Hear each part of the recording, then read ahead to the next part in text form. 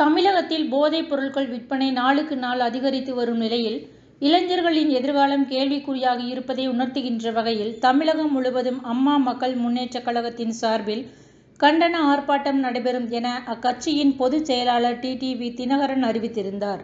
அதன்படி தென்காசி ஒருங்கிணைந்த மாவட்ட அமமுக சார்பில் தென்காசி புதிய பேருந்து நிலையம் முன்பு கண்டன ஆர்ப்பாட்டம் நடைபெற்றது. இந்த கண்டன ஆர்ப்பாட்டத்திற்கு தென்காசி தெற்கு மாவட்ட செயலாளர் முருகையா பாண்டியன், வடக்கு மாவட்ட செயலாளர் வினோத் ஆகியோர் தலைமை வகித்தனர். இந்த கண்டன ஆர்ப்பாட்டத்தில் தென்காசி மாவட்டத்திற்கு உட்பட்ட அமமுக நிர்வாகிகள் மற்றும் தொண்டர்கள் 100க்கும் மேற்பட்டோர் கலந்து கொண்டு தமிழகத்தில் போதைப் பொருட்கள் நடமாட்டத்தை தடுத்து நிறுத்த கோரியும் திமுக அரசை கண்டித்தும் கோஷங்களை எழுப்பினர். கனவாய் போச்சு, கனவாய் போச்சு, கனவாய் போச்சு, கனவாய் போச்சு. இளையோருக்கான அரசு வேலை கனவாய் போச்சு, அரசு வேலை கனவாய் போச்சு.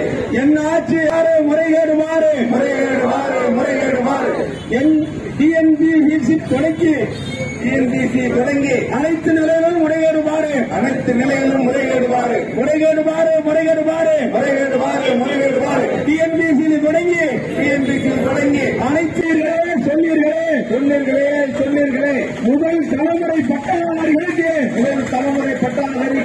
அரசு வேலையில் முன்னுரிமை, அரசு வேலையில் முன்னுரிமை என்று அது என்ன ஆனது? அது என்ன ஆனது? அது என்ன ஆனது? முன்னுரிமை என்ன ஆனது? அது முன்னுரிமை என்ன ஆனது? துர்க்க அரசே, துர்க்க அரசே, துர்க்க அரசே, துர்க்க அரசே, ஸ்டாலின் அரசே, ஸ்டாலின் அரசே, ஸ்டாலின் அரசே, ஸ்டாலின் அரசே. என்ன ஆச்சு? என்ன ஆச்சு? என்ன ஆச்சு? என்ன ஆச்சு? அந்த தேர்தல் வாக்குறுதி என்ன ஆச்சு? அந்த தேர்தல் வாக்குறுதி என்ன ஆச்சு?